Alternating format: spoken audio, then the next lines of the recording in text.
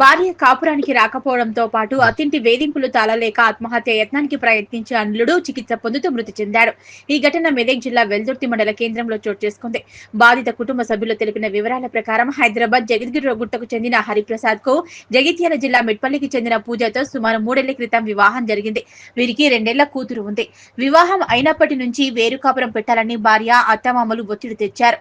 ఈ విషయంలో దంపతులు ఇద్దరి మధ్య గొడవలు కావడంతో తరచూ కూతురును తీసుకెళ్లి పూజ తన పుట్టింటికి వెళ్లిపోయింది.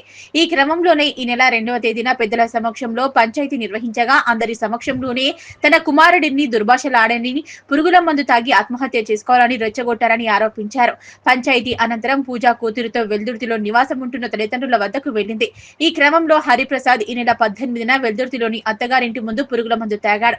చుట్టుపక్కల వారి సాయంతో కుటుంబ సభ్యులు హైదరాబాద్ లోని ప్రైవేట్ ఆసుపత్రికి తరలించగా చికిత్స పొందుతూ మంగళవారం మృతి చెందారు. తన కుమారుడి మృతికి అతని భార్య పూజ, అత్తమామలు వరలక్ష్మి, కిషలతో పాటు బంధువులు రామాంజనేయులు, కిరణ్, శ్రీవాణిలు కారణమంటూ మృతుడి తండ్రి మల్లేష్ పోలీసులకు ఫిర్యాదు చేశారు. కేసు నమోదు చేసుకుని దర్యాప్తు జరుపుతున్నట్లు ఇన్ఛార్జి ఎస్ఐ జ్యోతి తెలిపారు.